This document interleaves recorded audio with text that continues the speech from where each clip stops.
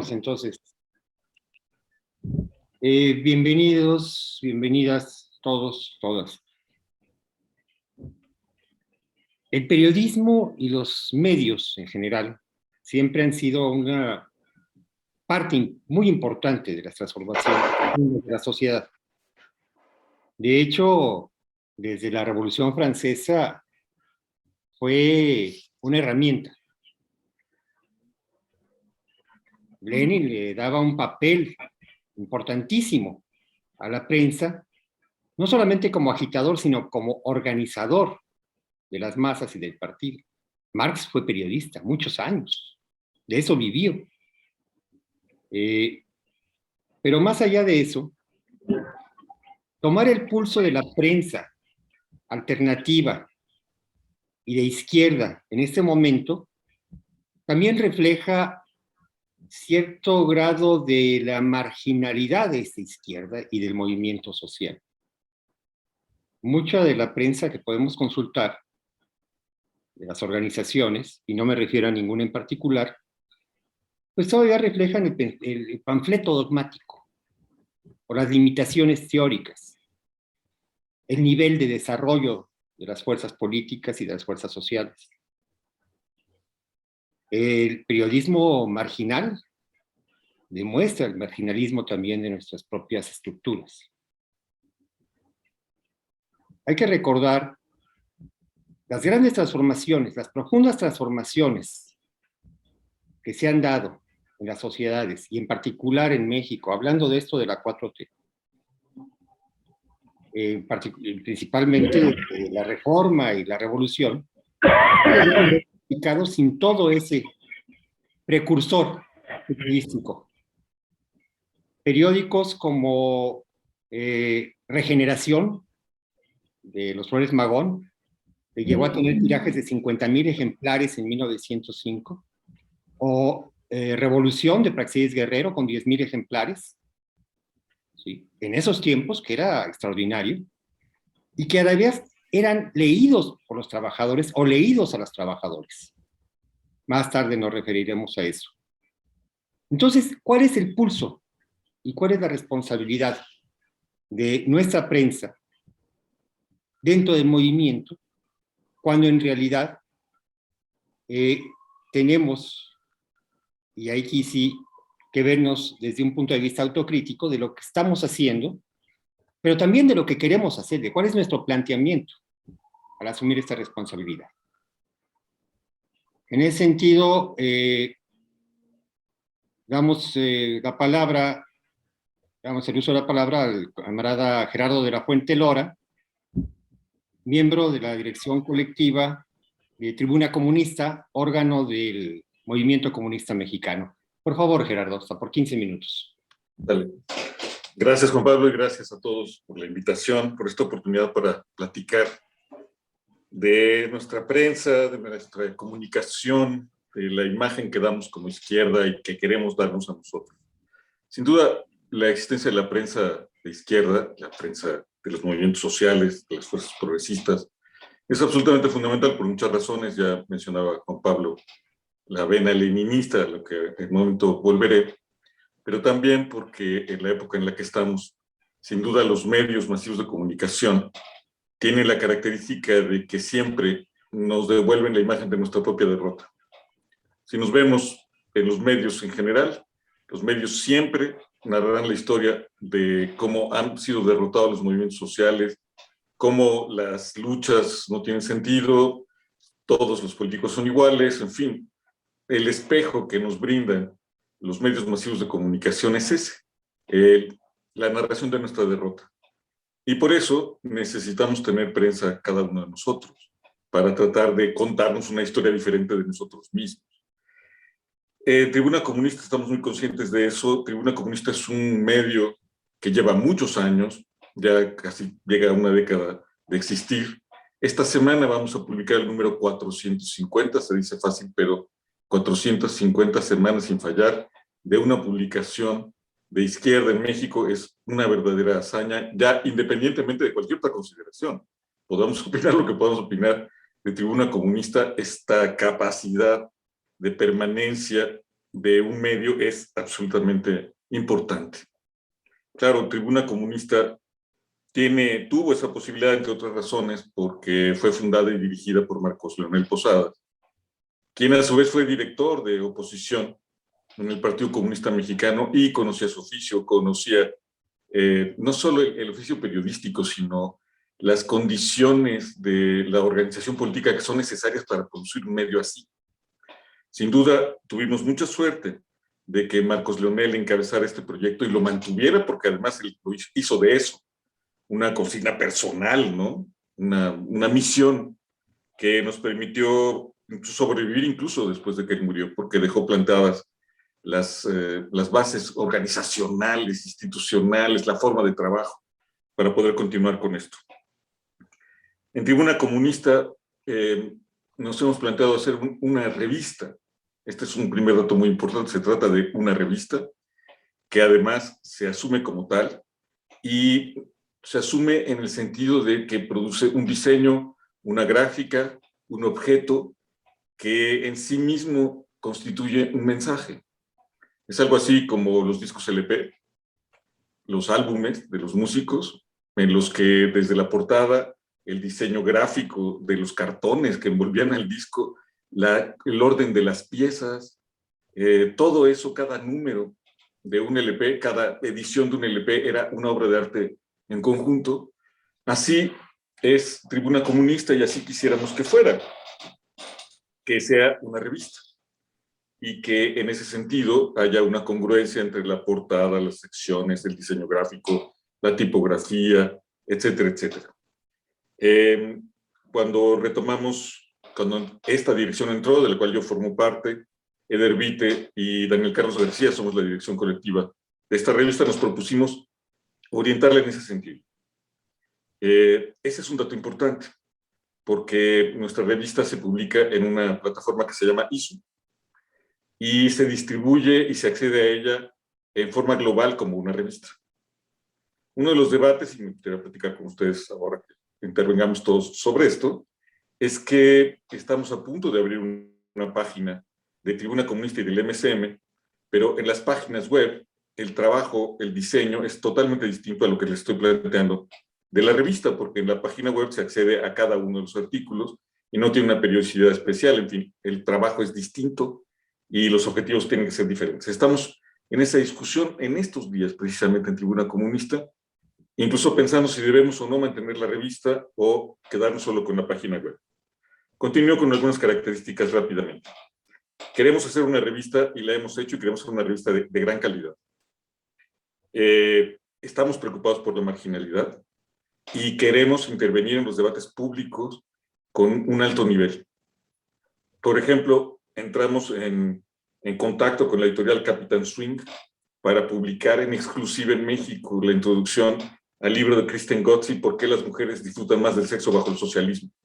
La editorial nos pasó a nosotros, a Tribuna Comunista, en exclusiva, los derechos de ese capítulo que publicamos. Por ejemplo, también Enrique Semo, por ejemplo, en el número anterior, nos dio un texto exclusivamente para Tribuna Comunista. Hemos entrado en contacto con varios autores que nos otorgan los derechos y nos actualizan para publicar sus cosas. Y además hemos hecho traducciones hasta de Vanity Fair, donde tradujimos una entrevista a Angela Davis. Tenemos relación con la revista Contretemps en Francia, con terrestres.org, con Lire, Magazine de Francia también, ahora, en fin, que está unida con otra revista.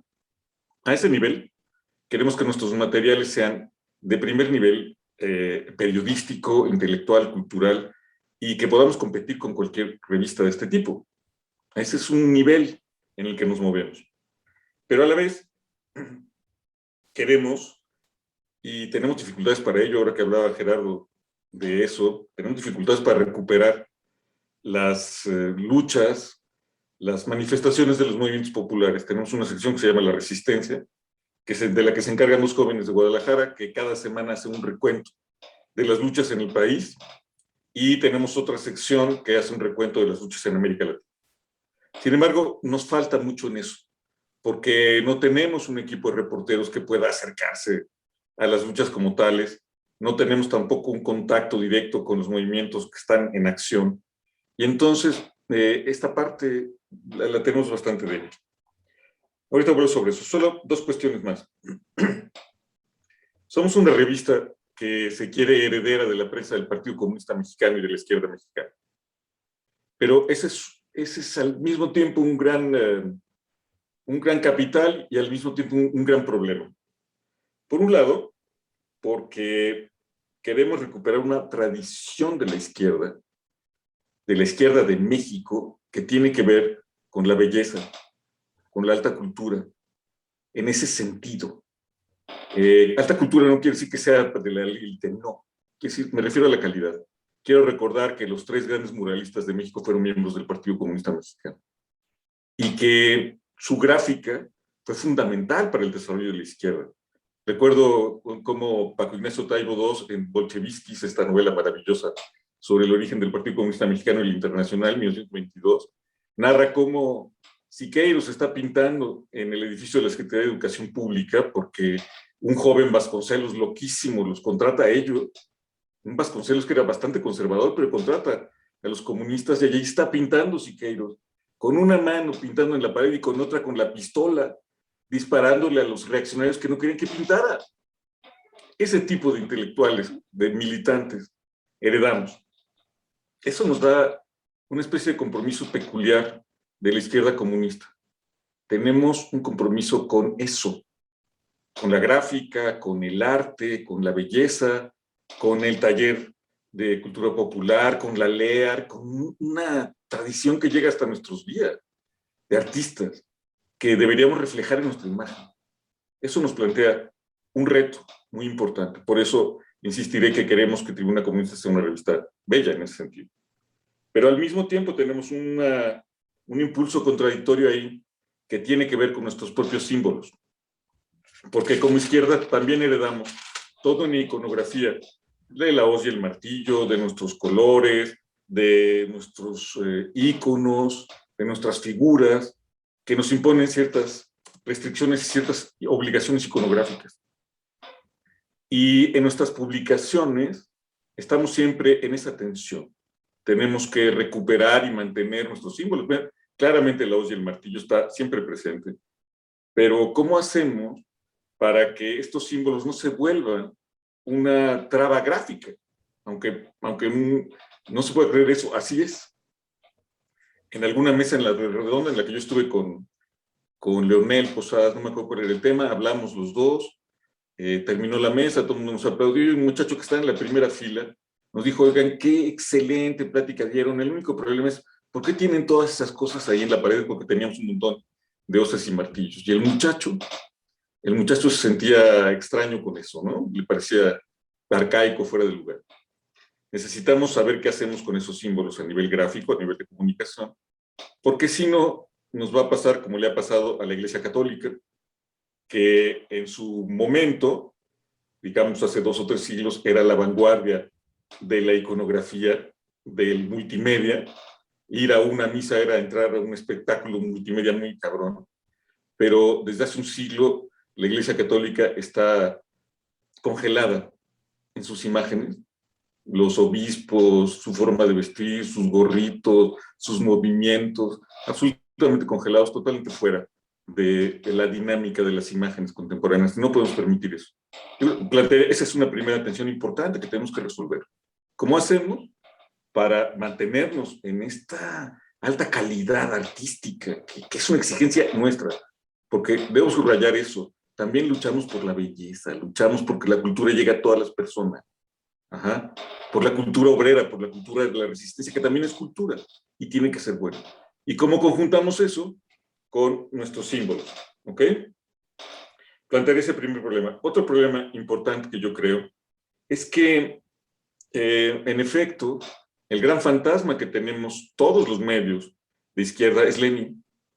Porque Lenin nos propuso en El Quehacer, estos primeros textos además, la obligación de la prensa como el gran organizador. No se puede concebir al partido sin la prensa. Y Lenin ahí se echa todo un rollo muy importante del que todos hemos abrevado.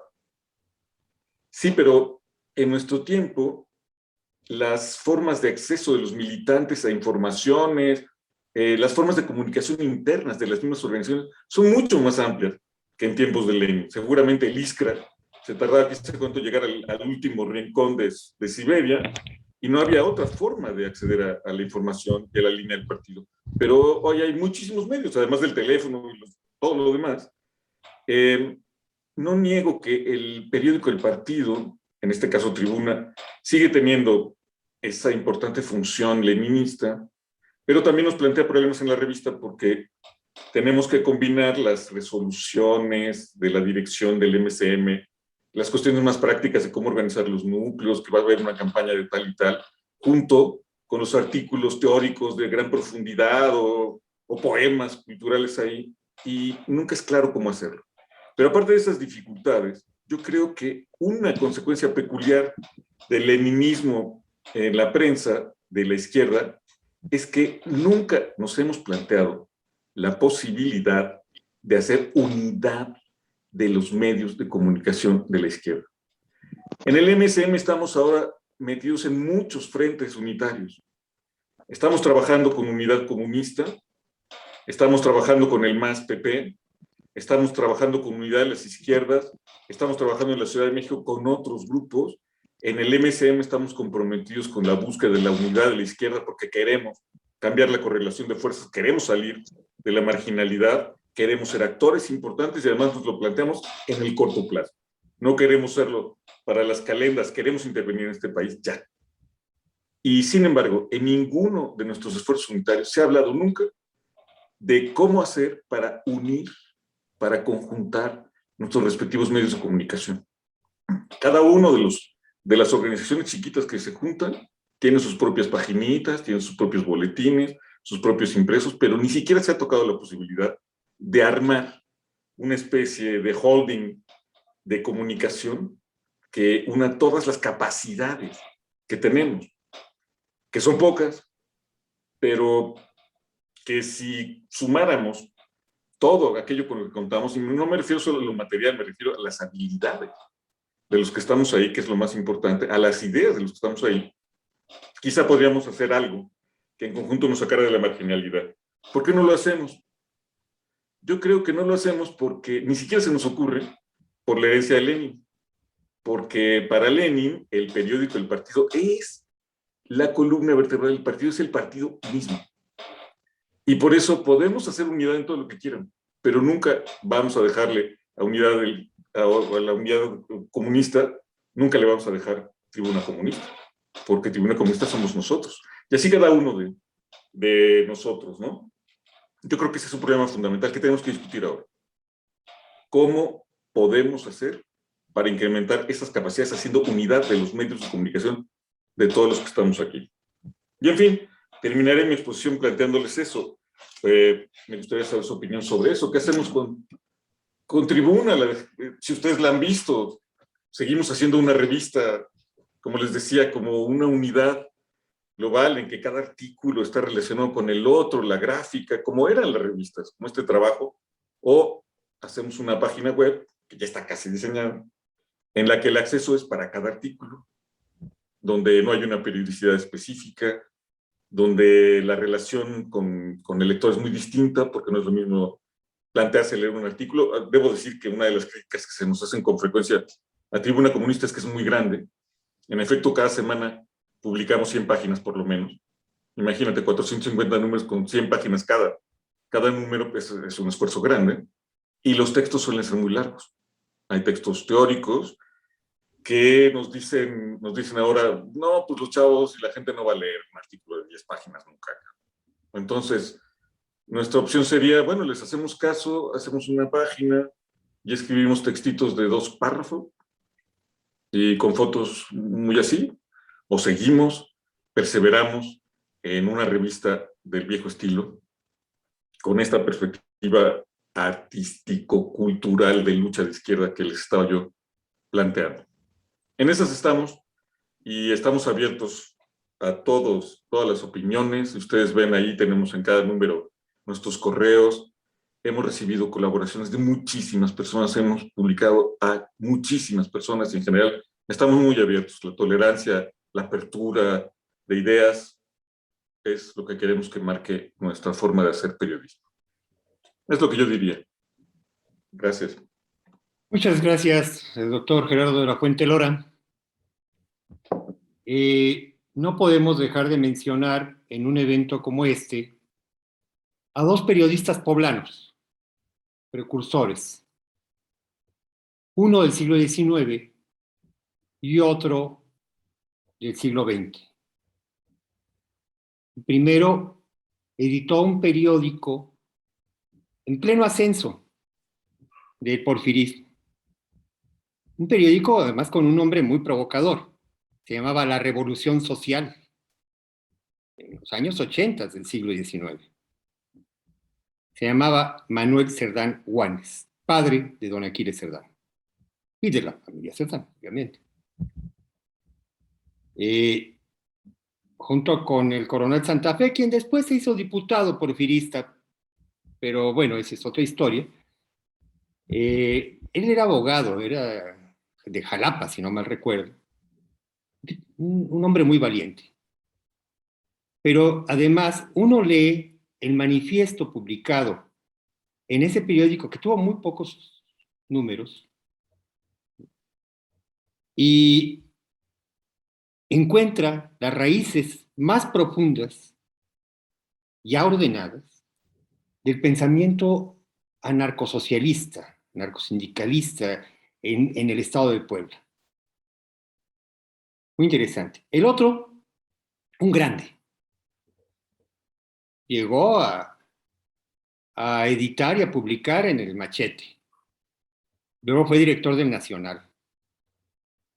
Un personaje muy despreciado en Puebla por el poder. Borrado de la memoria histórica. Don Gilberto Bosque Saldívar. Tan despreciado que aún ahora la Comisión de Desarrollo Urbano y Sustentabilidad, dirigida por un regidor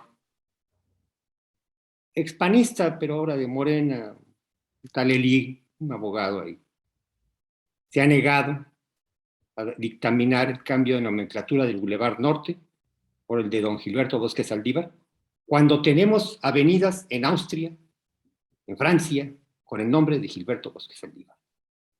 ¿Por qué Gilberto Bosque Saldívar está olvidado? Porque disputó con Ávila Camacho y después mandó lejos a Gustavo Díaz Ordaz cuando él era embajador de México en Cuba, con Gilberto. Y le tocó todo el proceso de la revolución. Él fue quien le dio la visa humanitaria a Fidel y a Raúl Castro para salvarles la vida. Y hay muchas historias ahí. Pero como periodista, don Gilberto hizo muchísimo. Hay textos y textos de él, incluso en el Machete. El Machete nace como un órgano de la Liga de Escritores y Artistas Revolucionarios. Y él era miembro de la LEAR como representante del ala izquierda del PNR.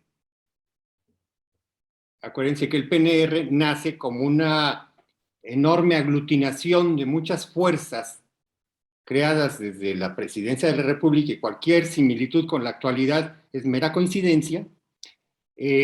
Bueno, es una enorme afluencia de fuerzas, en donde en vez de estar disputando afuera y a balazos, pues se acomodaban ahí, se repartían ahí el pastel. Bueno, eso obligó a muchos a someterse a esa disciplina. Y lo hizo bien, don Gilberto. Y hay una cantidad de demostraciones de periodismo en donde don Gilberto nos enseña cómo es una herramienta de educación y que al pueblo no se desciende en el lenguaje para explicar las cosas, sino se asciende, algo que nos decía Valentín Campa muy seguido. Al pueblo se asciende para tratar de ir más allá de lo evidente. Y eso es algo que hacía don Gilberto. En donde veía un problema social, buscaba las causas las causas más profundas, las causas históricas, las estructurales, no las coyunturales, no el quién ni el cómo, sino el por qué. Creo que esa forma de hacer periodismo, en buena medida, nos la han secuestrado, la hemos perdido. El periodismo como testimonio histórico y como análisis profundo de la coyuntura, no de lo inmediato, sino del fondo, un periodismo de fondo. Yo con esto le doy la palabra. No hay, parece no está Marco Tafoya conectado todavía. Sí, ¿No, sí, verdad? está, dice Xochocotla. Perfecto. Sí, Sí, estoy ya. conectado, sí. Sí, sí, excelente. Bienvenido, Marco. Y tu intervención, por favor, hasta por 15 minutos.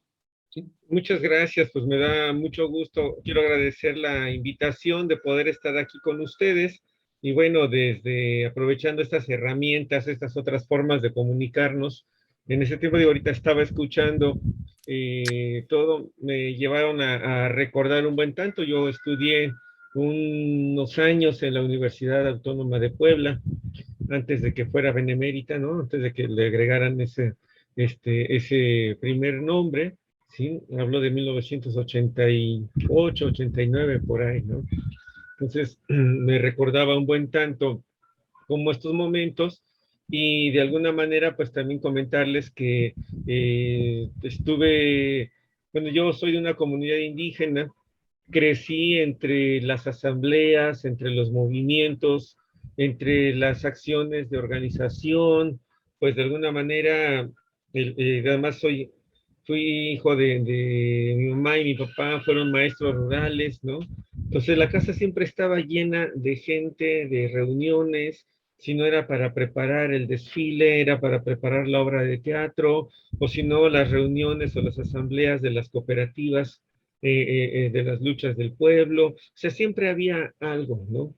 Entonces, a mí lo que me llamó mucho la atención en ese tiempo fue ver la gran preocupación que había al respecto de cómo lograr transmitir las ideas, ¿no? Y había una enorme variedad de cosas, ¿no? De recursos. Si no era el mural, era la pinta, eran los viejos esténciles de aquel tiempo, ¿no? O los escritos en papel calca, a través de las máquinas estas de escribir, o, o también lo que le llamamos la radiobocina parlante, ¿no? Que se usaba para poder transmitir como todo esto, ¿no? O las leyendas, las historias, los elementos de la tradición oral que permitían mantener viva en aquel tiempo pues la imagen de Zapata, pero no la imagen de la persona que solamente murió por todos los demás, ¿no? Sino más bien como la causa, ¿no? Nos enseñaban mucho como el ejemplo es muy importante. Entonces, de ahí fuimos creciendo y dándonos cuenta de que mucho de eso que de pronto los viejos fueron falleciendo, ya no, muchos de los jóvenes, entre que salimos a estudiar a otro lado o nos fuimos a vivir a otro lado y regresábamos de manera intermitente, pareciera que entonces no nos dimos a la tarea. Bueno, era más fácil que nosotros que añorábamos el pueblo, tuviéramos más presentes estas enseñanzas que la gente que se quedaba de pronto, ¿sí? Se fue perdiendo una buena parte y abrió una brecha entre generaciones. Entonces, eh, al paso a los noventas, a la llegada del nuevo siglo, nos encontramos con generaciones que están completamente desligadas del proceso comunitario, ¿no? Pero además tienen una gran influencia, me voy a atrever a decirlo de esta manera, una gran influencia del modelo educativo que imparte el Estado mexicano, porque en el momento en que había más ausencia del Estado mexicano, había más influencia de la comunidad en la educación dentro del mismo pueblo, ¿no? Todavía el sistema de cargos ayudaba a construir o a formar a los nuevos miembros de la comunidad, ¿no? Entonces, era muy importante todo eso, pero al comenzar a llegar con mayor ímpetu la presencia del Estado en el modelo educativo, en los programas de educación, cuando ya desplazan a los maestros rurales y empiezan a llegar las nuevas generaciones, entonces dejan de haber esas promociones de trabajo comunitario, de hacer torneos de fútbol o de básquetbol en el pueblo, deja de haber una interacción y también se va rompiendo como toda esta serie de tejidos hasta los sistemas veneracionales. Algo sostenía aquí, que era precisamente la gran influencia de la teología de la liberación, pues estamos cerca de Cuernavaca, con Méndez Arceo, y bueno, había una buena parte de camino de retomar el tema de la comunidad y todo eso, ¿no? Pero ¿qué sucede cuando nos llega el 2000, cuando nos llegan las nuevas generaciones, ¿no? No ubico dónde comienza y dónde termina, si es que ya terminó el posmodernismo, ¿no? Pero de repente yo comencé a escuchar, a hablar de demasiadas eh, posiciones o corrientes que hacían, bueno, ahora sale con el rollo de las generaciones de cristal y cosas como esas, pero yo lo que veo en esta labor de ser promotor cultural comunitario es precisamente que hace falta o nos hacía falta una permanencia en la cotidianidad de los valores culturales, ¿no? Desde que comenzamos nosotros a trabajar el tema de la promoción cultural, nos planteamos que la cultura no era la música, la danza, esos son lenguajes artísticos que son muy necesarios, pero la cultura está en esto que nos ayuda a normarnos, a darle sentido a la forma de cómo somos, ¿sí? Y entonces nos lleva precisamente a esta cuestión de identidad que nos hace tomar un sentido de pertenencia y una gran relación con el territorio y con todo lo que esto simboliza. Nos dimos cuenta que hacía falta que hubiera permanencia de eso, porque a lo mejor, bueno, uno siendo promotor cultural, también soy músico, yo estudié en el departamento de música de la Universidad de Puebla, todavía me tocó ahí en la 8 Oriente, ¿no? Y venir, tocar, yo canto, compongo en náhuatl y hacía varias cosas, pues nunca nos faltó gente que nos dijera, me gustó esto, o mi abuelito hablaba, o mi papá tiene su cuaderno con sus palabras escritas. O sea, siempre había algo, esa identidad, pero decíamos cada vez que nos vemos, o bueno, cada vez que tocábamos, era o en las fiestas patronales y no nos volvíamos a ver hasta el otro año si es que nos invitaban. Entonces lo que habíamos logrado despertar, ¡pum!, se perdía, se esfumaba, ¿no? Porque eran más horas del Chavo del Ocho, o eran más horas de la familia Peluche, o Marimar en aquel tiempo, ¿no? Que todo lo que nosotros podíamos lograr.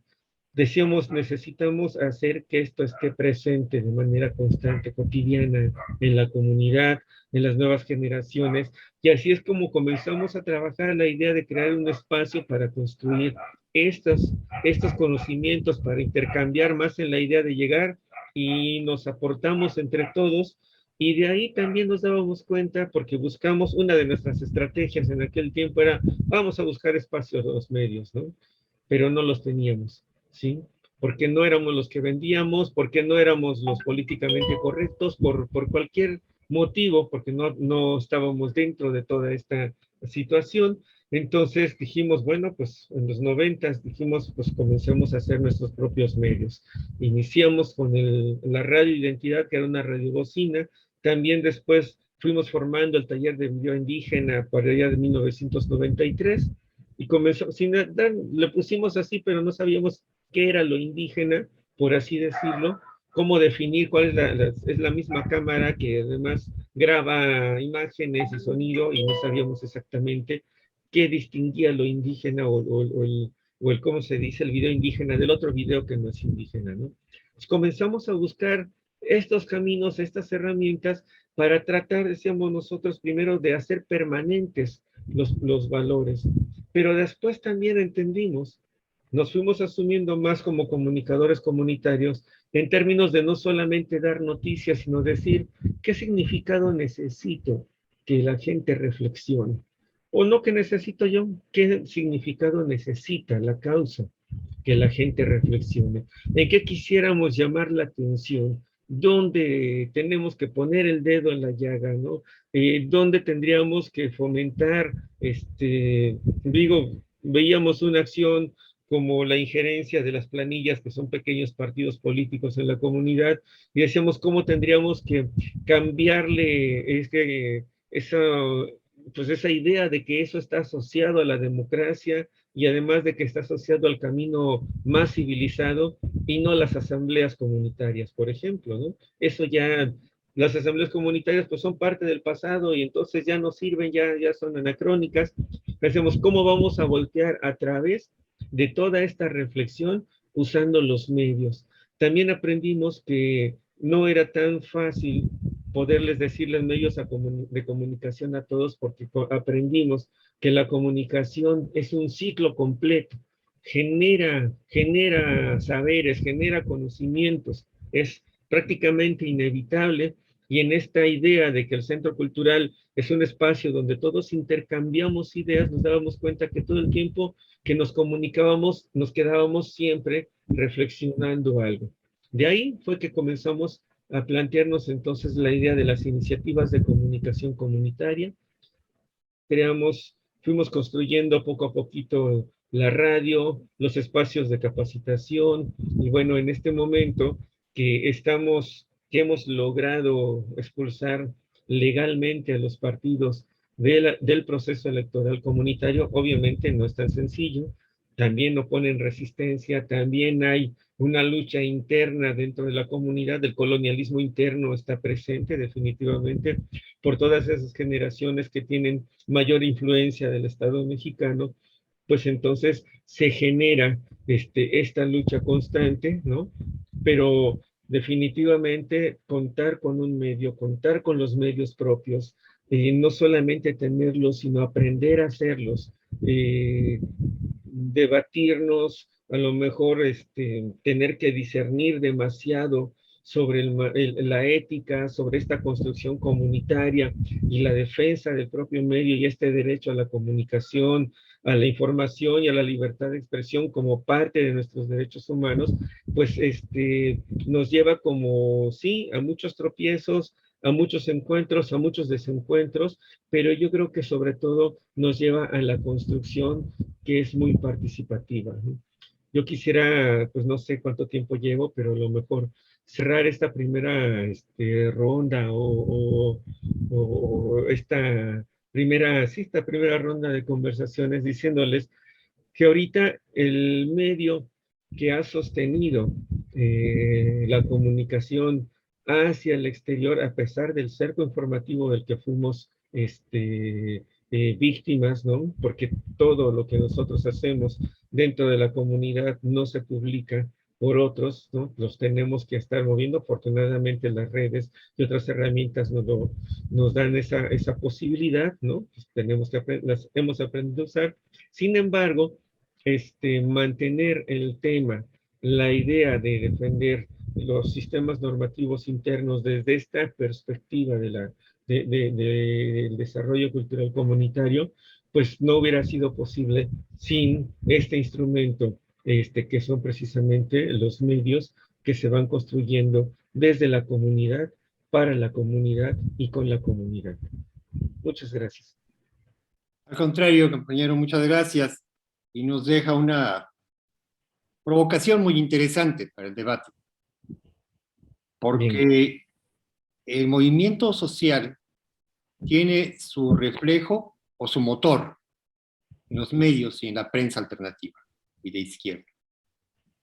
Y hasta dónde podemos ir de la resistencia hacia la iniciativa política y la acción a través de estas herramientas. ¿Qué sentido darles? Esto es una responsabilidad grande porque en buena medida nuestros medios y nuestras formas de expresión, no únicamente las escritas, y ahora son muy versátiles, transmisiones, las impresiones, etcétera, están dominadas por toda la estructura de poder. ¿Cómo disputar, en términos gramscianos, diríamos, cómo tomar en esta lucha de posiciones, posturas donde podamos avanzar, donde podamos consolidar las trincheras en esta disputa, ¿sí? Para realmente arrancarle la dominación sobre la conciencia social que se tiene a través de los medios. Ese es el fondo de esta provocación. Entonces, yo con esto le doy el turno al compañero de Nuestro Mundo, un medio ya muy conocido, muy prestigiado, con muchos años de experiencia, compañero Sergio Mastretta, quien ha tenido un compromiso grande, sobre todo con los militares comunitarios. Sergio, por favor, adelante. Muchas gracias a todos ustedes por el interés que puedan tener en pues, las palabras que pueda yo ofrecerles ahora. Le agradezco mucho a Gerardo que me haya invitado a esta reunión de viejos, porque creo que ya estamos todos. Yo tengo 66, pero creo que varios rondan más o menos en mi década, ¿verdad? Ya ibas a empezar. Bueno, cuando me invitó Gerardo y vi yo de qué se trataba, de hecho, todas las semanas me hace esta invitación y la verdad es que es la primera vez que me puedo conectar un viernes con ustedes y veo que es una comunidad y me da gusto que pues, promuevan esta serie de reflexiones y particularmente que desde sus ámbitos particulares se propongan una conversación sobre el periodismo. Y la pregunta que me hice cuando Gerardo me invitó es, bueno, yo qué pitos toco en un mundo de militantes, porque si algo no he sido yo en la vida es ser un militante de un partido, nunca, jamás, y creo que nunca lo seré, ¿no? Entonces, cuando me digo eso, al mismo tiempo digo, bueno, pero uno no puede dejar de militar en algo, o sea, por supuesto que he hecho cosas que en la práctica obligan a plantarse en un territorio, en un sentido, en una militancia. Y creo que es justo lo que voy a decir ahora, lo que ha ocurrido con mi vida, que es el pensar que mi militancia ha sido el periodismo. Esa es la realidad. Y la palabra bien escrita y el propósito investigado y reflexionado antes de que acabe en un testimonio escrito y a partir de la realidad. Eso es lo que hemos querido hacer en el Mundo Nuestro. Es una revista, en muchos sentidos es una revista propia, mía, porque a pesar de que otra vez hice la cuenta de las gentes que han participado con nosotros, que han escrito el Mundo Nuestro, y rebasan los 150. Para una revista como la nuestra, muy chiquita, pues son muchas gentes, la verdad, ¿no? Hice también la cuenta de lo que hemos publicado en los últimos en la historia de vida que tiene nuestro portal de 8 años, que vamos a cumplir 8 años, y son más de 3,000 publicaciones las que llevamos. Y muchas de ellas están fundadas en el propósito principal, que es el de la narración, el texto que cuenta una historia. Y ese es, al final de cuentas, el periodismo en el que creo yo. El periodismo que cuenta historias, las cuenta de la mejor manera posible, con el mejor propósito de investigación, con los mejores fundamentos de las ciencias sociales y de la literatura. A veces lo logramos, creo, bien, otras veces no. Es la vida real de un medio. Tenemos el propósito de identificarnos como una revista, y sin embargo tenemos que ir también en el día a día tratando de responder a los acontecimientos que más llaman la atención. Y en esa tensión estamos siempre con muy pocos recursos y por lo tanto siempre muy limitados en el alcance de lo que podemos lograr. Dicho todo eso, bueno, mi portal es mundonuestro.mx y a partir de esto quiero reflexionar en algo de lo que he escuchado de parte de Gerardo de la Fuente, a quien no conocía, y de parte de este joven músico de Xochocotla. yo sí creo que el periodismo está llamado a tener, y ha cumplido en México, un papel fundamental por la precariedad de nuestra sociedad. Es en el periodismo en donde se han dado las luchas de punta en todos sentidos. Y lo podemos encontrar aquí y allá a lo largo de la historia reciente o en la historia pasada. Pienso particularmente en Sosocotla porque en su momento, hace muchos años, yo tuve mucho que ver con esa comunidad y con sus luchas, ¿no? Entonces me quedé pensando qué hacíamos ahí en esa época, a finales de los 70s y principios de los 80s, ¿no?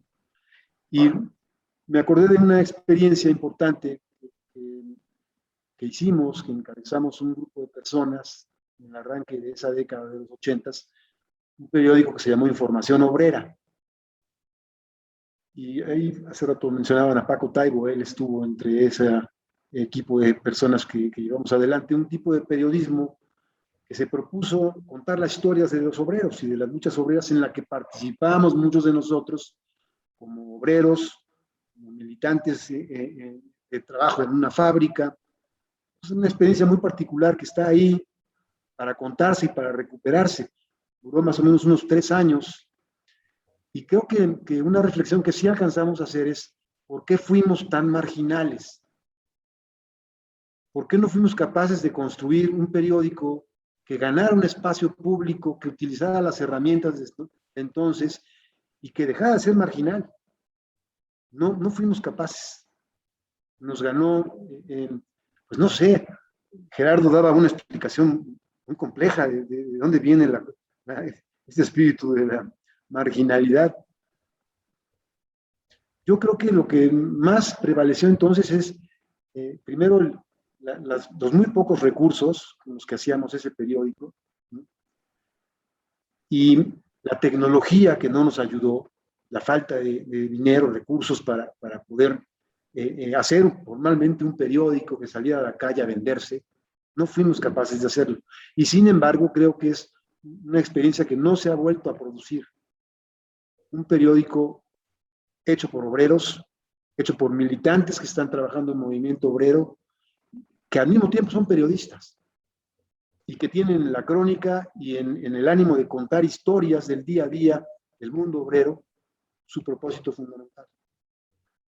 Lo pongo como ejemplo de una historia particular que hasta la fecha recuerdo yo con mucho cariño y al mismo tiempo con esos interrogantes que no pudimos responder entonces. Mi portal Mundo Nuestro no deja de ser un periódico marginal si lo comparo con el uso que la gente en México y en el mundo, pero bueno, pensemos aquí en México y en Puebla, le está dando a las herramientas digitales. Yo veo el alcance que llegan a tener los videos de TikTok y de Facebook y de YouTube, para no pensar en otras redes, ¿no? Frente al alcance que puede tener mi medio, que a lo mejor, si bien me va, en un mes puedo tener 20,000 lectores. Bueno, cuesta trabajo no perder el piso y no perder el rumbo y no decir no tiene sentido lo que estamos haciendo, ¿no? Frente a esa brutalidad de la experiencia de las redes, en donde efectivamente lo fugaz es lo que prevalece, la superficialidad, pero al mismo tiempo un fenómeno que es histórico, es mucha gente contando historias breves, cortas, de su vida cotidiana. Es contradictorio en todo lo que digo, ¿no? Me abruma esa realidad frente al esfuerzo que hacemos nosotros, porque un reportaje que no puede dejar de durar, de tener un alcance de 10, 12 o 15 cuartillas si quiere ir a fondo, ¿no? Y la esperanza que tengo de que una crónica así se pueda leer por mucha gente, contra lo que veo de un video que puede tener de repente pues, 150,000 lecturas en 2 días, ¿no? Esa contradicción es difícil de superar. Sin embargo, creo que es el medio que tenemos que enfrentar, quienes nos proponemos hacer un periodismo de fondo, fundado en el muy buen manejo del lenguaje y en la investigación, ¿no? Para ganar territorio. En fin, no quiero irme más lejos de lo que estoy diciendo, pero les doy estas reflexiones para pensar un poco cuál es el ámbito en el que me muevo yo como periodista con este portal, ¿no? La tensión siempre entre las ganas de hacer cosas y la capacidad para hacerlo con los recursos que se disponen. Y creo que eso nos pasa a todos, ¿no? Francamente. El medio nuestro lleva 8 años y nos decidimos desde un arranque no buscar publicidad de gobierno. Y siempre es el interrogante, ¿no? Que uno ve lo que hacen un montón de periodistas armando medios con reporteros y eso, pero fundados en el chayote. Y al mismo tiempo digo, bueno, no debe el Estado mexicano,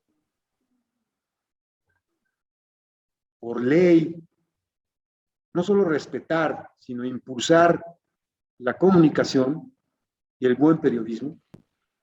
Yo creo que sí, creo que nuestros medios son medios de interés público. Una radiodifusora como la que están impulsando en Xochocotla, hasta donde entendí, es un medio de interés público y debería tener un respaldo del Estado mexicano. Bueno, no quiero aburrirlos más, doy estas reflexiones, les invito si tienen interés en conocer nuestra revista, pues es nuestro.mx, ¿no? Cierro un poco con una memoria también propia, que es la de mi papá.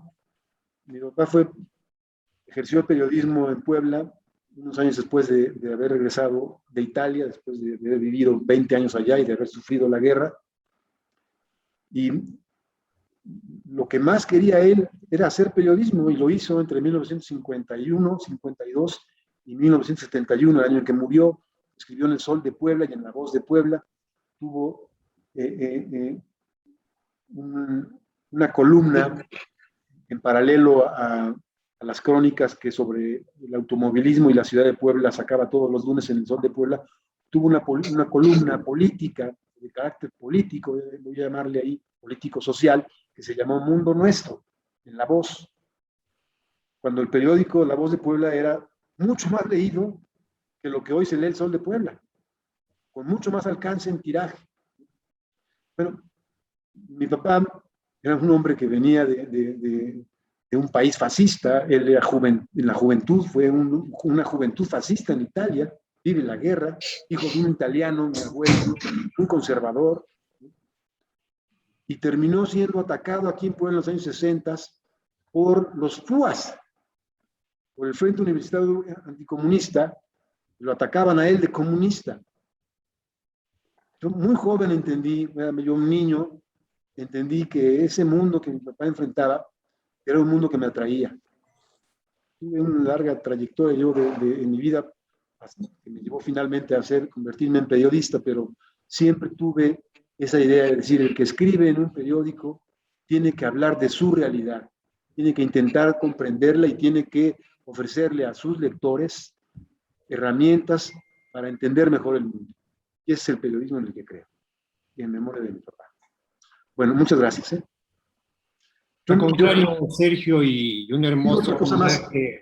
Perdón, me voy a salir un momentito y me voy a conectar, si me lo permiten, por el celular, porque tengo que ir por mi hija, pero ya vi que alguien andaba por ahí manejando, entonces así lo voy a ir haciendo también, para que pueda yo... Marco Moreno, ya regresaste a tu casa. Saludos, mi estimado Sergio. Bueno, entonces si me permiten, yo regreso como en 5 minutos, me vuelvo a conectar, pero ya voy a ir en automóvil. Ya nomás escucharé y si puedo dar un punto de vista, lo haré con mucho gusto. Y les agradezco el interés por lo que pude decirles. Muchas gracias. Al contrario. Y respecto a lo de Sergio, una anécdota de Rincón Gallardo, cuanto a ser militante de izquierda, decía él, ahora ser militante de izquierda es ser candidato a diputado, a senador, a regidor, a presidente municipal. Antes ser militante de izquierda, ser candidato a un balazo.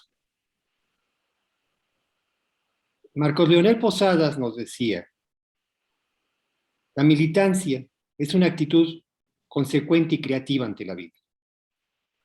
En ese sentido, Carlos Marín, López Dóriga, Loret de Mola, Ferriz de Con, Denise Merkel, son militantes de la derecha. Y recuerdo en aquel esfuerzo que menciona Sergio, al flaco Belarmino. Belarmino, Jorge. Jorge Belarmino, él me invitó a escribir, pero después se enfermó y desapareció la revista, desafortunadamente. Pero así fue. En algún lugar deben estar esos boletines de información obrera. Sí. La verdad es que yo no conservo ni uno. Y un muy hermoso recuerdo de tu padre que efectivamente se cargó del lado de las luchas universitarias, de las luchas por la reforma universitaria en 1961-62, y fue atacado precisamente por los Judas. Llegaban los Judas a la casa de ustedes a las 3, 4 de la mañana con 5, 7 coches, los alineaban ahí, yo vivía en la 15, vivíamos en la 15 Sur, y le daban un concierto de bocinazos durante 15, 20 minutos, más mi papá gritaba, porca Michelle, y les mentaba la madre, pero pues, no pasábamos de ahí. Y aquello se persinaba, ¿no? En fin. Bueno, en fin, seguimos. Un buen recuerdo de la COPE y de las reuniones en el FAT, allá en México. Seguimos, compañeros, un hermano nuestro que nos ha acompañado ya en varios programas y además un compañero con una trayectoria también extraordinaria en la radio comunitaria, en Radio Xali, Hilario Cruz. Sin más, por favor, Hilario, el micrófono es tuyo. Gracias, ¿qué tal? ¿Cómo están? ¿Sí me escuchan? Sí, perfectamente. Ok, muchas gracias. Pues al igual que Sergio, la pregunta, bueno, yo había preparado incluso un material, vamos a decir, muy didáctico, pero escuchándolos a los que me antecedieron en la palabra, pues tengo que abandonar ese papelito y pues hacer este recuento. Pues miren, yo vengo de aquí, de la misma comunidad, aquí donde vivo, aquí en San Miguel Xaltepec, municipio de Palmar de Bravo. Aquí nací, aquí crecí. Salí un tiempo a la Ciudad de México. No sé por qué, pero por alguna razón siempre me ha llamado la atención y trabajar en contra de la injusticia, en contra de todo aquello que vulnera el derecho de los demás. Me duele mucho lo que le sucede a los otros, conocidos o no conocidos. Y bueno, aquí en mi comunidad, justamente empiezo a manifestar una cierta presencia, no liderazgo, una cierta presencia e influencia también en la toma de decisiones de mi comunidad.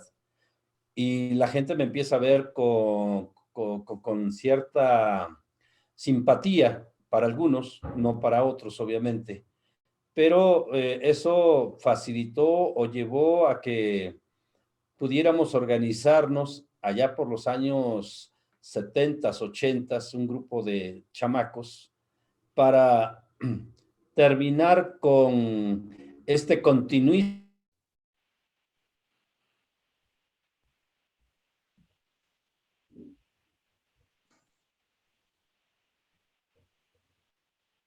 Se congeló Radio Xali. Hilario, si quieres cierra tu video para que tengamos mejor percepción del audio.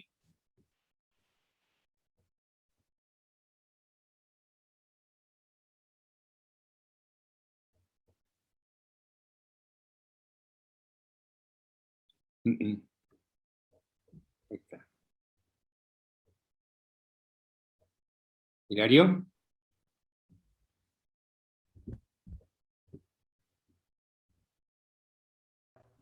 Se había caído. Correcto. Adelante.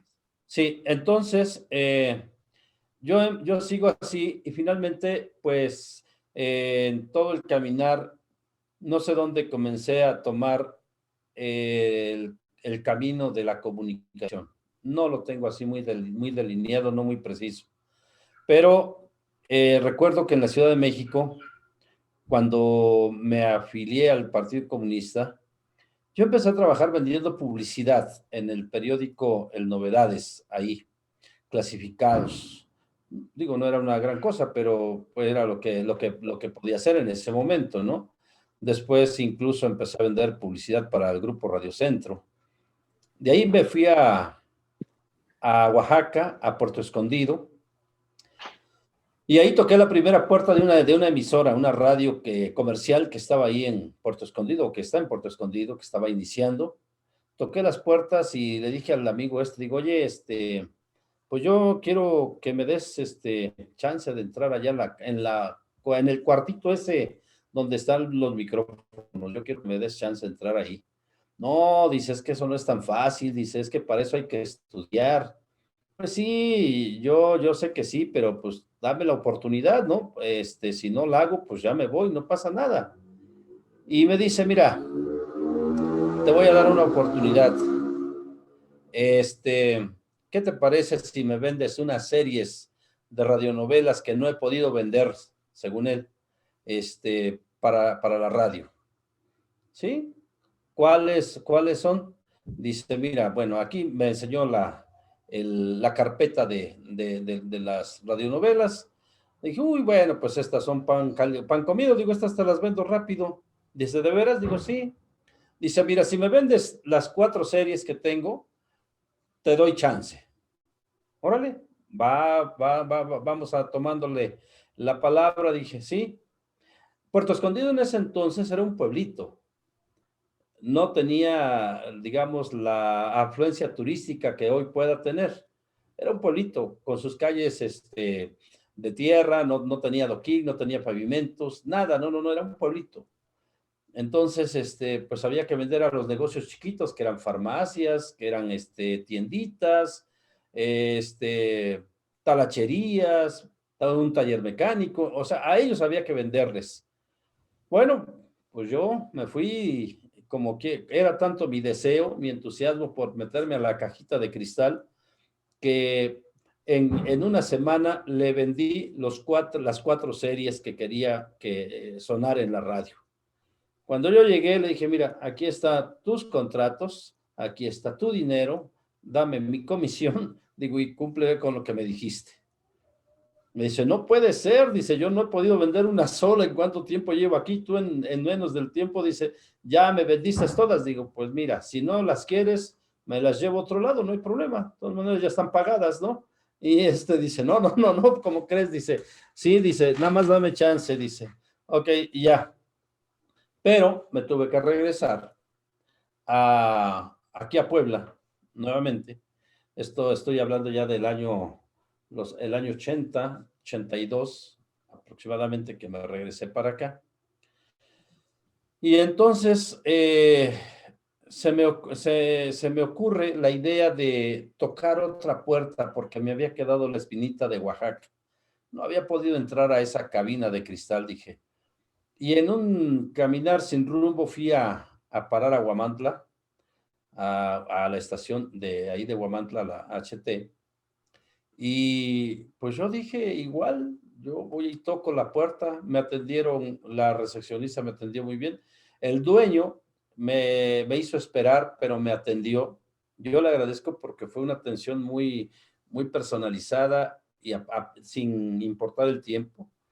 Y no sé qué le dije, porque en realidad yo creo que le dije tantas cosas y no le dije nada.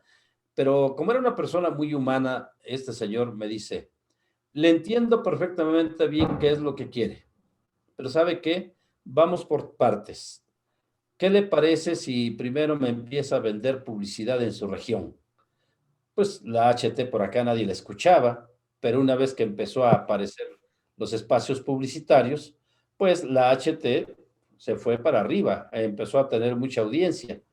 Después me dice, oiga, dice, ¿qué le parece si lo hacemos reportero en su región para que nos mande la información que de ahí surja?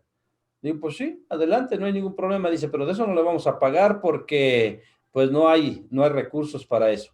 A mí lo que yo quería era hacer eso y escucharme en la radio, finalmente, ¿no? Eso era lo que yo buscaba, escucharme.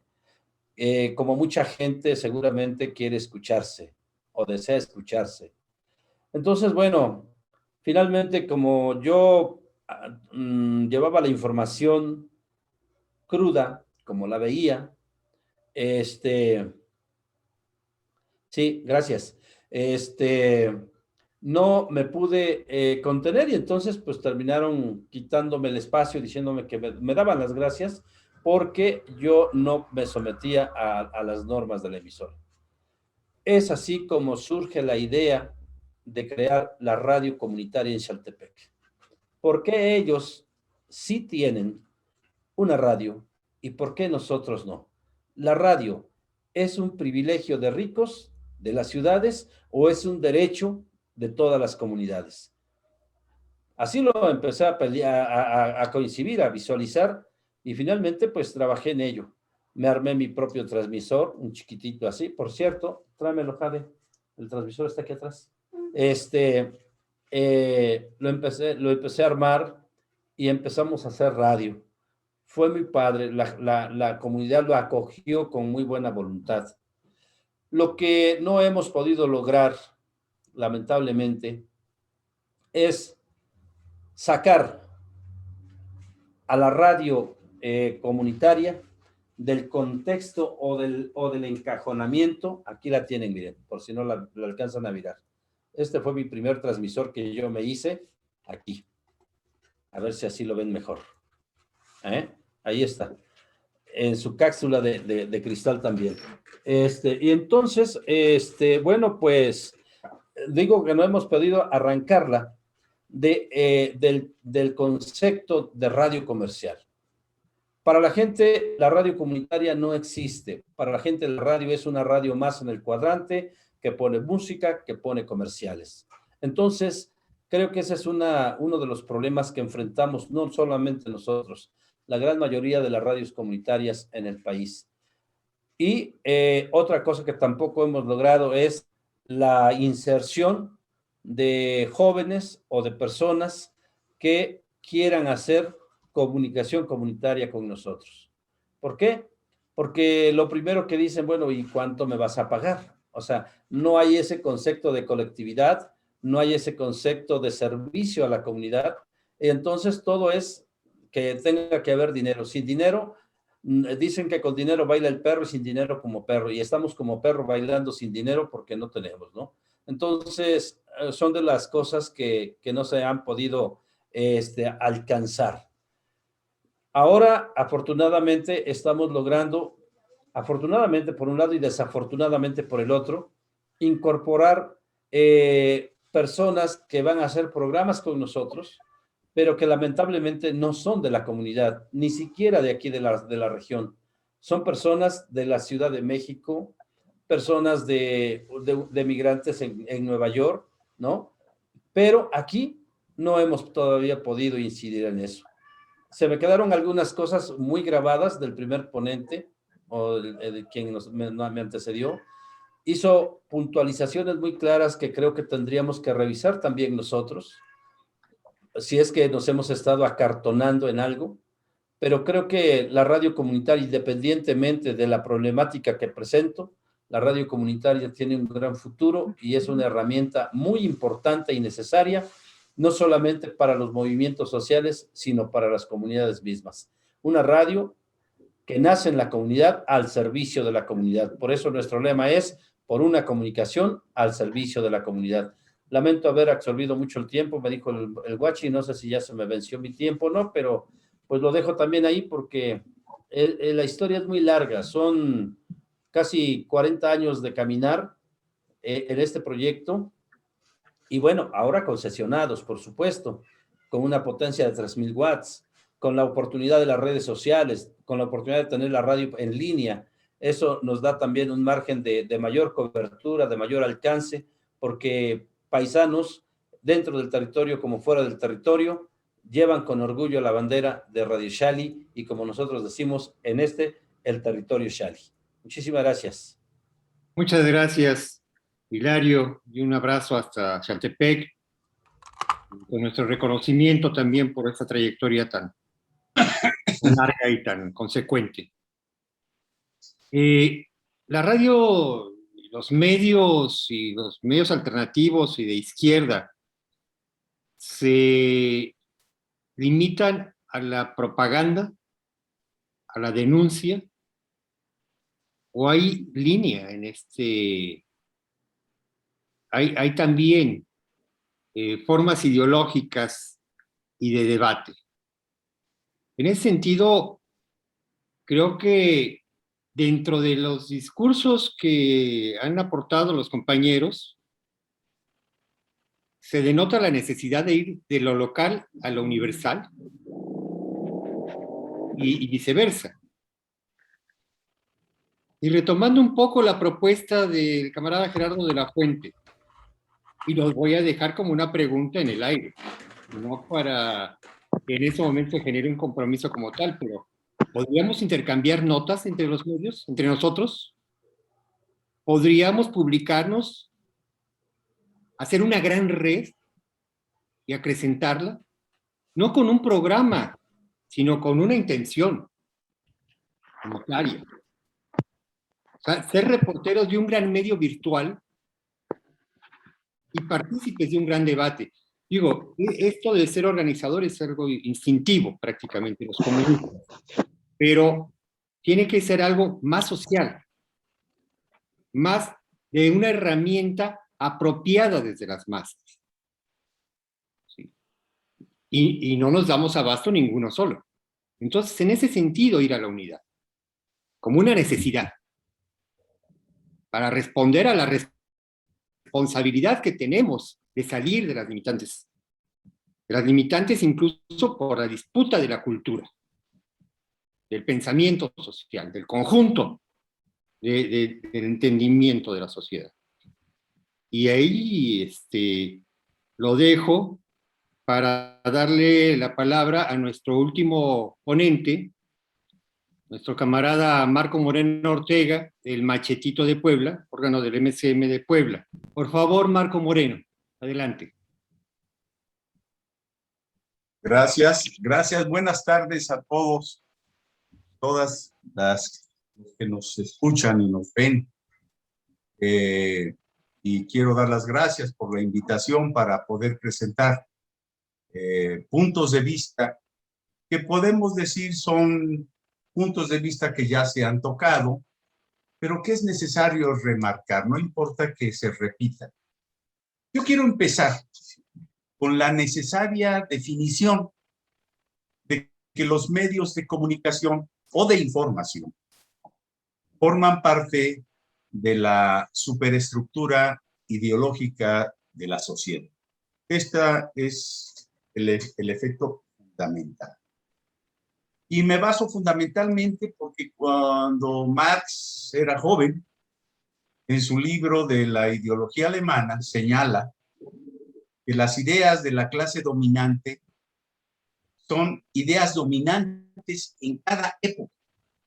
O dicho en otros términos, la clase que ejerce el poder material dominante en la sociedad es al mismo tiempo el poder espiritual dominante. Ahí queda el señalamiento.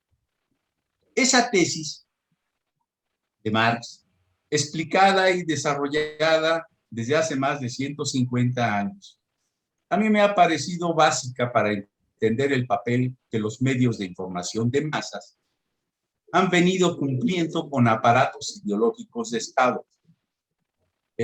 Sobre todo más que caer en lo secundario, en su presentación formal, en lo que es la imagen, el sonido, la redacción, el tamaño, el color, la agilidad, etcétera, etcétera.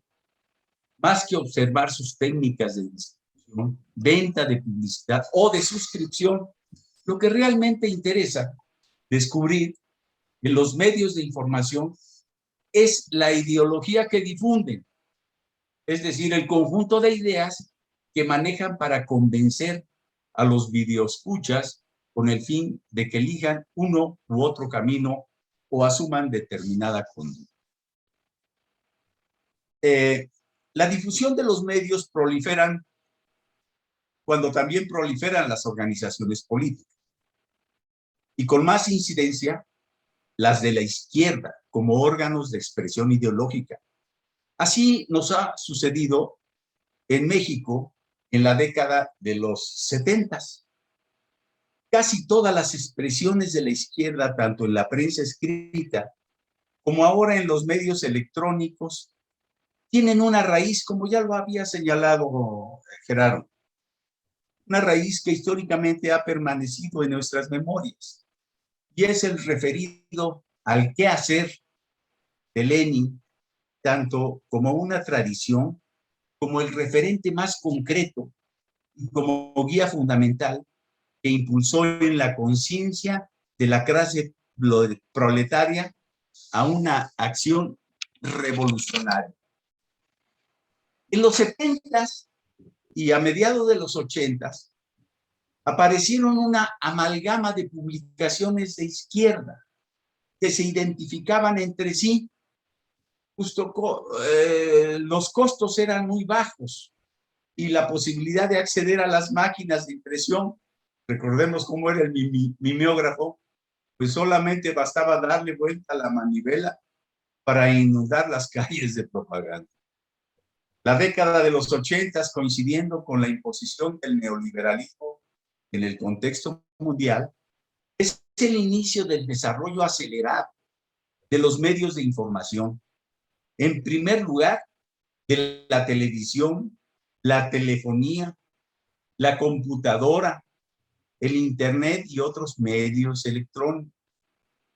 A partir de entonces, no hay actividad política importante donde intervengan las masas que puedan hacerse sin darle prioridad a esos modernos medios de comunicación. Hasta los 80, los políticos que participaban en los procesos electorales, recordemos, se preocupaban por realizar grandes concentraciones, por efectuar visitas domiciliarias, por hacer la mayor cantidad de reuniones posibles para estar en contacto directo con los electores. Sin embargo, a partir de los 90, los políticos empezaron a darle mayor importancia a la televisión, a la radio, a la prensa, el internet, y comenzaron a gastar la mayor parte de su presupuesto de campaña en la compra de espacios en los medios. Hoy no solo se destina el 80% de las finanzas en la mercadotecnia de los medios, sino que además los políticos ponen todo su tiempo e interés en figurar en que esos medios les preparan. Los estudiosos de la historia de la prensa en México en general no han presentado mucha atención a los periódicos de izquierda. La problemática central ha sido la constitución de la llamada prensa moderna, el modelo de publicación que fue imponiéndose a finales del siglo XX. Posiblemente una razón para desdeñar la historia de los periódicos de izquierda ha sido el prejuicio generalizado de que se trataba de publicaciones de corta duración, de escasa calidad y saturada de consignas. El prejuicio surge contrapuesto a la idea de que la prensa debe perseguir el fin de transmitir información veraz de manera objetiva y evitar filtros que pudieran generar puntos de vista sesgados.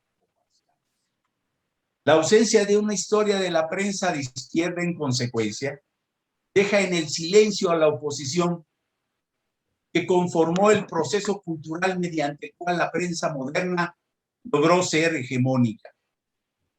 La relación entre la izquierda y la palabra impresa generó una atracción que tuvo como consecuencia durante los años de la Guerra Fría hacia los jóvenes que se acercaron a la disidencia de izquierda y conocieron la idea leninista del periódico. Esa idea llegó a los fundadores de toda esa amalgama de periódicos que hacen una memoria colectiva para organizar y provocar revoluciones. Una memoria colectiva hacia la acción deliberada de intervenir en la historia con el fin de transformar la sociedad. Camaradas, yo creo que nos hace falta investigar todo ese material para permitirnos acercar a un análisis concreto pensado y definir esos puntos nodales que nos hagan romper esa hegemonía de la prensa moderna, que es en su mayoría una prensa de élites dirigida hacia las élites de la misma burguesía. Necesitamos conocer ese cúmulo de experiencias que construyeron una red de colectivos, algunos entrelazados, y otros medios desperdigados para evitar caer en esa nefasta postura del yo protagonista al nosotros como parte de un sujeto histórico de transformación social y dar voz desde los comunes para todos. No estoy sino, es decir, no estoy, sino estamos necesitados de reforzar la influencia de la Revolución Cubana. Las lecturas significativas de autores que incluyen a Lenin, a Prost, a Luxemburgo, a Gramsci, Che Guevara, de Bray y otros personajes de la historia mexicana como Ignacio Ramírez, Ricardo Flores Magón. Necesitamos ese sentimiento que impulsa la decisión de intervenir deliberadamente en la sociedad para moldear la historia. La izquierda debe reservarle un lugar central al periódico como medio para transmitir ideas y como disipador de la organización, y como disparador de la organización, que será también un vehículo para la transformación revolucionaria. Lenin otorgó al periódico la función de consolidar la organización partidista y promover la revolución en todo el país. Por esa razón, debía ser el periódico político central, que actuaría como el hilo fundamental al que podríamos asirnos para desarrollar, ahondar y ampliar incesantemente la organización. No una organización cualquiera, es una organización revolucionaria, siempre dispuesta a apoyar la protesta y todo tipo de explosión. Lenin añadió una cuestión muy interesante, dijo, el periódico no es solo un propagandista colectivo y un agitador colectivo, sino también es un organizador colectivo. Hoy en día llevamos, camaradas, 18 meses de pandemia provocada por el COVID-19 y nos hemos adaptado a nuevas formas de agitar y organizar colectivamente. En esto radica la importancia del activismo digital, o sea, una potenciación de las estrategias y tácticas de acción colectiva, apelando a las nuevas tecnologías de información y comunicación. Estas tecnologías fueron desarrolladas pensando en su utilización financiera y militar, pero la pandemia las ha socializado en una extensión inimaginable. Grandes sectores de las clases y capas populares se han familiarizado con las potencialidades de los smartphones e infinidad de organizaciones apelan a las plataformas como el Zoom, donde estamos, el Jitsi y otras más, por el estilo, para reunirse, para intercambiar informaciones y acordar planes de acción. Gracias a estas tecnologías, lo que antes requería costosos y trabajos, desplazamiento a lo largo de dilatados espacios gráficos para que los líderes y militantes sociales se encontraran o nos encontráramos y elaboraran sus planes de acción. Hoy se puede lograr en tiempo real, a un costo mínimo y facilitando nuestros esfuerzos para coordinar la ofensiva contra el capital en el plano local, nacional e internacional. Esta es una nueva arma que los teóricos y los estrategas del imperio siempre trataron de que no cayeran en nuestras manos. Y la podemos utilizar durante este largo confinamiento con gran provecho para después, obviamente después del confinamiento, llevar a cabo las acciones colectivas imprescindibles para las tareas de reconstrucción integral de nuestras sociedades. La intención es esa, pero los resultados nunca están garantizados de antemano. No quiero hablar del machetito. Por supuesto, el machetito es un instrumento que tratamos de fortalecerlo de manera ideológica. Es un trabajo que venimos realizando el colectivo de los comunistas poblanos, que hasta el momento llevamos 82 ejemplares. Todos ellos echados a andar ahora de manera semanal. Con esto quiero cerrar estas palabras y pues estamos dispuestos a cualquier tipo de pregunta, por supuesto, yo. Y felicito a los compañeros que me antecedieron la palabra en sus intervenciones, porque eso fortalece, por supuesto, todas estas iniciativas que se realizan en los diálogos desde la izquierda. Gracias, camaradas, por escucharme. Gracias a todos y todas. Gracias, Marco Moreno. Y efectivamente, la digitalización y las formas, la nueva tecnología. Antes simplemente Pipsa dejaba de vender papel y tenía que cerrar la prensa. O, como con Excelsior, daban un charrazo, intervenían la dirección. O teníamos a grandes denostadores, mentirosos, especialistas en la descalificación. A Héctor Collio lo atacó Roberto Blanco Moeno, si no mal recuerdo. Estaba Carlos de Negri, estaban una serie de especímenes de la ultraderecha y el anticomunismo. Carlos de Negri dirigió una liga anticomunista, por cierto. Esa era la prensa en ese entonces. De ahí venimos. Entonces, esta propuesta, de algún modo, de utilizar los medios actuales, la tecnología, pues nos abre un cúmulo de probabilidades, pero bueno, hay que meternos a hacerlo. Queda abierto el debate. Si gustan ustedes pedir la palabra, ya sea a través de la manita ahí en su pantalla, o si los puedo ver, porque no a todos los veo, no todos tienen prendida su cámara. Adelante. ¿Quién se anota? Mónica Soto, por favor. ¿Qué tal? Muy buenas tardes. Muy contenta de estarlos escuchando con mucha atención. Tengo unos 15 años o más diciendo en cada reunión, foro y demás, compañeros y compañeras, ya somos 115 millones, ya somos 120 millones, ya somos 125 millones y seguimos con nuestro periodiquito, nuestros volantes, etcétera, etcétera. Por favor, ya salgamos de la marginalidad, vayamos más allá, porque si no, no hay forma de que impactemos. Miren, un poco sacrílego el comentario, si ustedes quieren, pero no. Si los símbolos se van a anteponer, si van a crear una barrera psicológica, por favor no los metamos.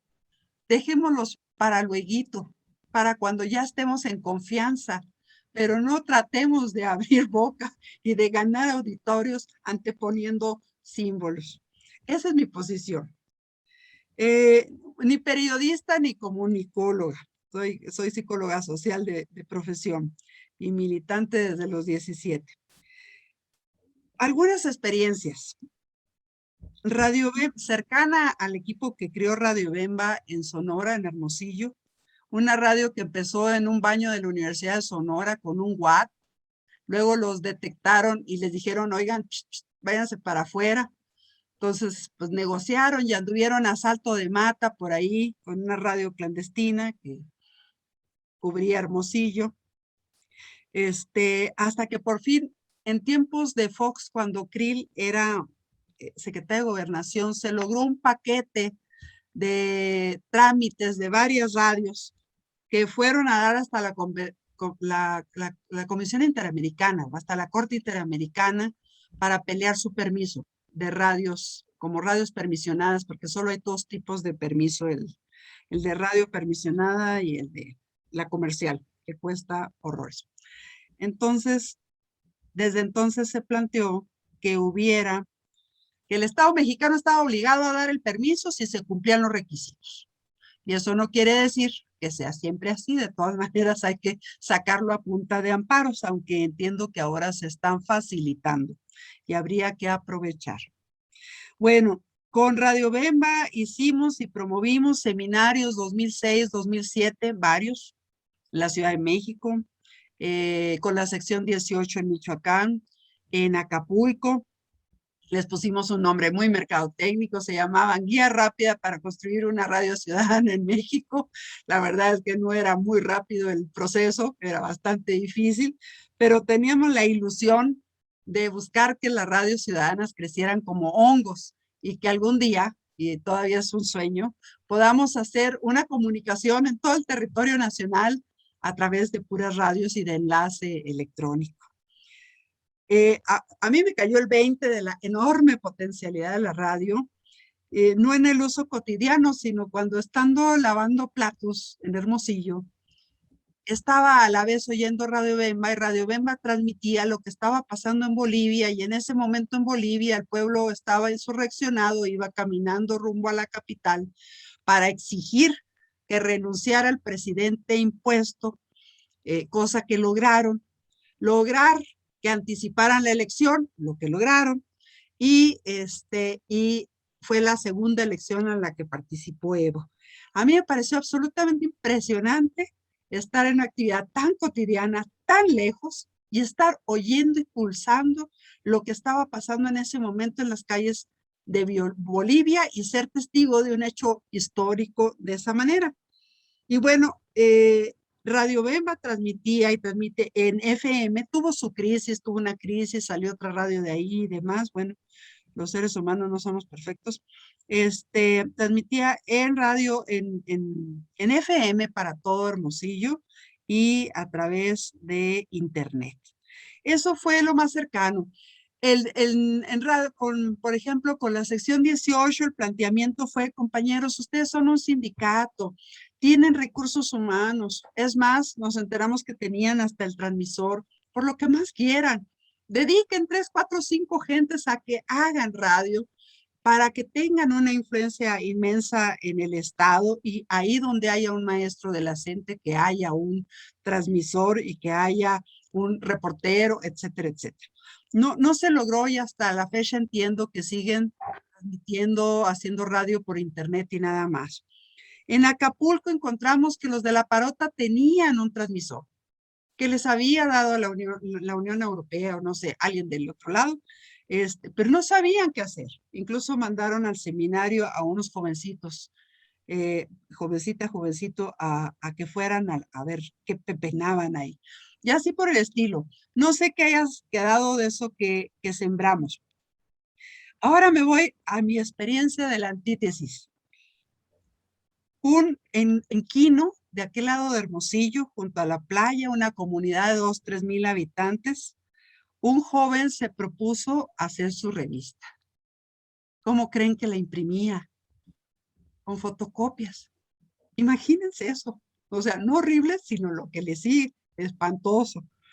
¿Cuál era el chiste? El chiste es que ahí se estaba reflejando la comunidad.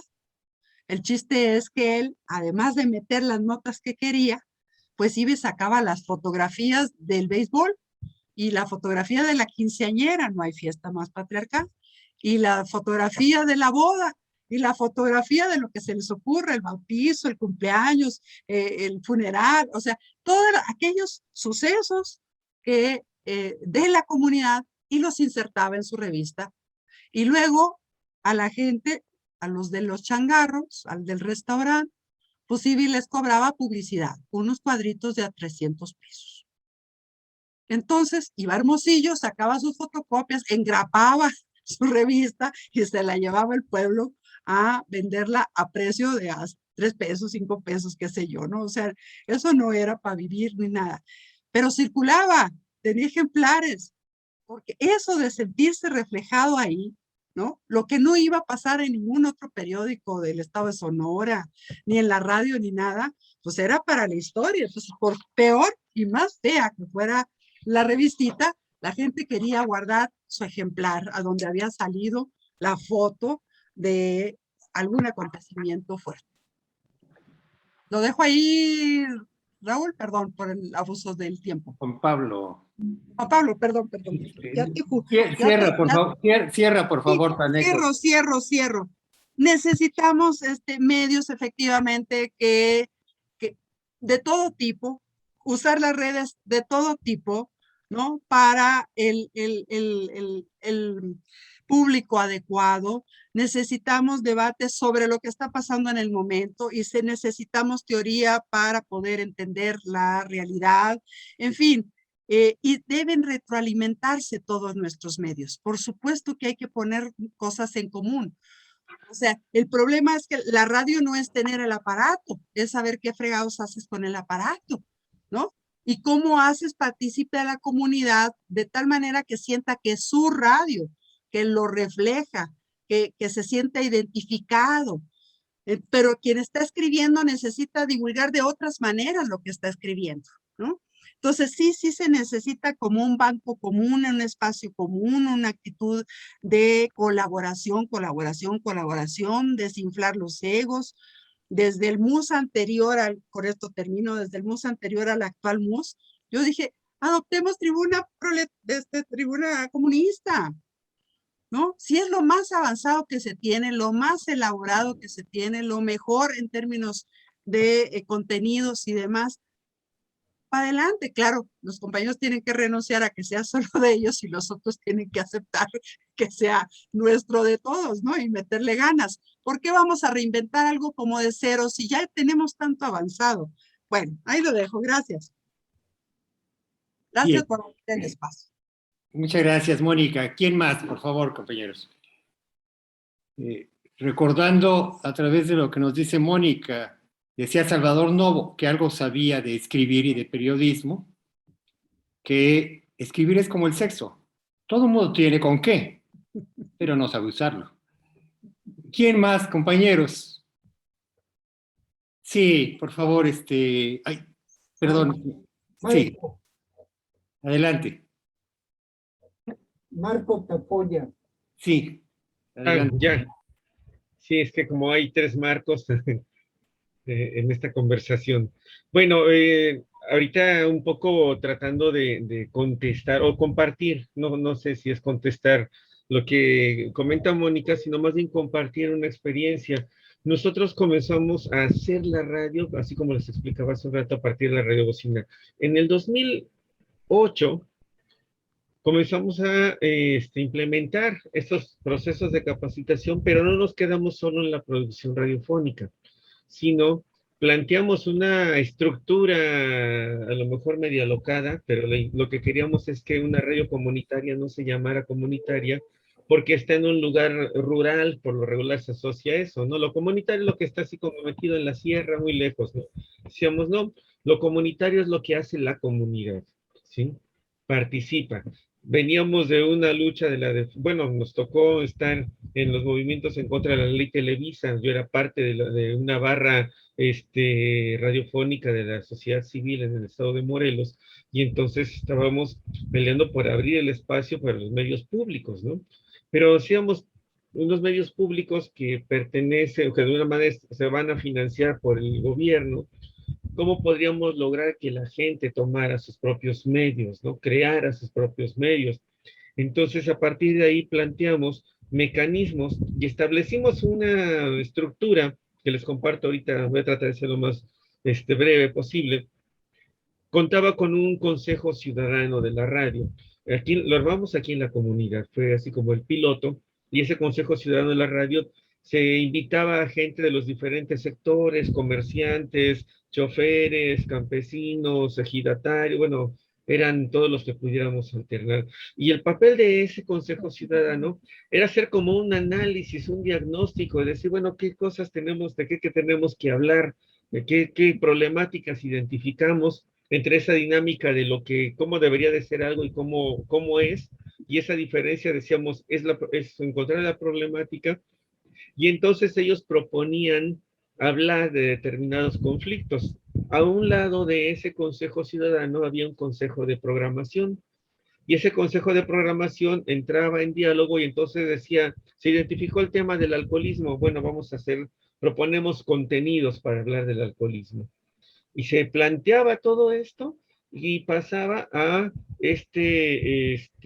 equipo de creativos, los que se ponían a producir y a hacer programas, y entonces se ingresaban. El equipo técnico no era democrático, más bien ahí sí tenía que aprender uno, ¿no? O sea, aprendes a usar el transmisor, la computadora, o sea, ahí no hay de otra, ¿no?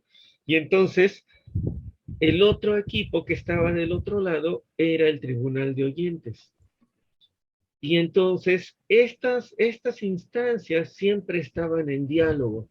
Quienes decían, hay un problema como este, quienes planteaban, lo podemos abordar de esta manera, hacemos una revista, hacemos, sí, ese era el consejo de programación, se emitía, y el tribunal de oyentes decía, no se logró, si se logró, o acá les falló, o faltó abordar, y entonces eso generaba un diálogo constante que cuidaba el proceso de producción con una amplia participación de la comunidad, por así decirlo, no solamente en decidir qué canción ponemos, ¿no? O qué artista, sino más bien para qué nos sirve la radio, ¿no? Entonces, ese modelo es el que empezamos a implementar y hace lo que le llamamos nosotros las iniciativas de comunicación comunitaria. Era muy integral, ¿sí? Claro, es un proceso un poco largo, pero el tiempo que nosotros pudimos echarlo a andar, y éramos una radiobocina que transmitía desde la iglesia, nuestras bocinas estaban en el campanario de la iglesia, ¿no? Pero era interesante porque llegó el momento en que la misma gente llegó a defender la radio. Cuando los de la iglesia se enojaban porque no es que están hablando algo que no le gusta al padre, pues decía la gente, sí, pero eso es la radio, ¿no? La iglesia es otra cosa. Y estábamos adentro de la iglesia, ¿no? Eso era lo interesante, que después comenzamos a buscar la manera de dejar de ser una radiobocina porque transmitíamos de lunes a viernes de 6 de la mañana a 8 de la mañana. Nos paraban los horarios de las escuelas porque ya el escándalo que teníamos estorbaba las clases, ¿no? Pero en esas 2 horas de radiobocina había varios programas que hacían jóvenes, que hacían personas de la tercera edad, que hacían los mismos ejidatarios. Tuvimos bueno, fueron los candidatos a la presidencia municipal a pedirnos espacios, ¿no? Fue bien interesante porque ahí el Consejo de la Radio, el Consejo Ciudadano decía, ¿cómo le vamos a hacer? ¿No? Ese era el conflicto. Y ahí quisiera ilustrar cómo nos servía este asunto de la radio o de la estructura comunitaria, porque los candidatos no, primero querían hablar solamente con quien estaba en locución y les dijeron, no, tenemos que hablar con el Consejo. Y el Consejo determinó después de varios así, debates de que si los aceptamos, que no los aceptamos, que no, que son rateros, que no, o sea, lo que sea, hasta que dijeron, pues ya sé, ¿no? Lleguemos al acuerdo, que nos digan, primero pongamos una condición, no vamos a escuchar ninguna denostación hacia nadie. No queremos que nos den ninguna propuesta. Nuestra propuesta para ellos, y si lo aceptan bien, que lleguen, si no, ni modo. Entonces, es que le vamos a decir a la gente en las transmisiones, tal día vamos a tener a tal candidato, ¿qué le quieren preguntar? ¿Sí? Y entonces, así armamos la visita y le pedimos, pues, que más bien llegue a contestar, no que llegue a hablar, sino que llegue a contestar lo que la gente le va a preguntar, ¿sí? Bueno, eran 12 candidatos, pues nomás llegó uno, ¿no? Fue el único que aceptó. Sin embargo, se les propuso a través precisamente del Consejo Ciudadano, y eso permitía hacer que la radio tuviera una solidez y una participación constante de la comunidad. Muchas gracias, Marco. Excelente. Gerardo Pérez, por favor, tú cierras. No, gracias. Primero, gracias a todos los participantes. Pero no creo que vaya yo a cerrar nada. Más bien una reflexión, y me vino a la mente un trabajo que se hizo hace mucho tiempo en San Miguel Sinacapa.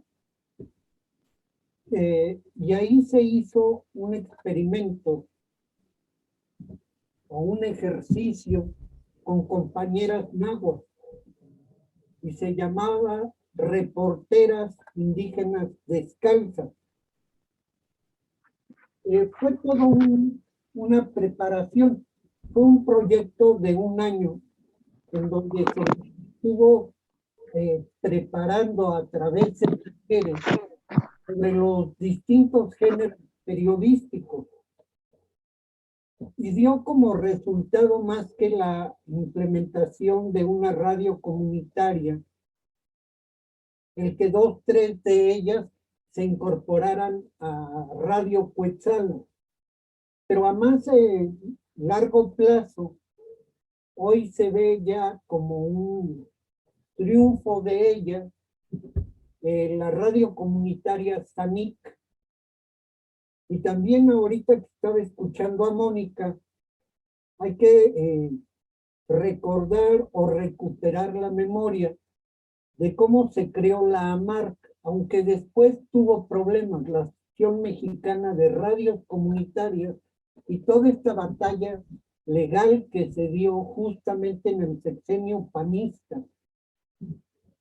Y hoy en Puebla, desde la Sierra Norte hasta la Sierra Negra, hay una serie de radios comunitarias, y en algunos casos ni siquiera hay comunicación entre ellos o entre ellas. Y otra cuestión que mencionaba Hilario, de aquí de la Ibero, han salido varias compañeras que se han dedicado al periodismo escrito y han tenido una importante labor registrando las luchas de los pueblos. Ambas están en distintos medios, una de ellas, Daliri, en pie de página, que viene haciendo un recuento de las luchas en defensa del territorio. ¿Cómo acercar también la universidad de alguna manera a estos medios? ¿Y cómo invitarlos? Y ahí recuerdo, bueno, cómo se hizo también el trabajo con chavos de la UNAM, chavitos de la UNAM, para sacar a flote todo lo que tenía que ver con comunicación social del Tribunal Permanente de los Pueblos o de lo que fue la Asamblea Nacional de Afectados Ambientales.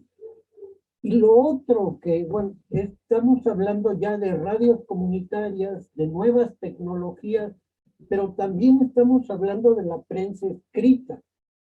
Y hasta dónde estamos, como se hacía antes, mucha gente se formaba en la brega, se está también formando a los nuevos reporteros de a pie, desde la izquierda, con la visión de izquierda, con un lenguaje más fresco. Luego queremos imponer ideología a la realidad y no reflejar lo que pasa en la realidad.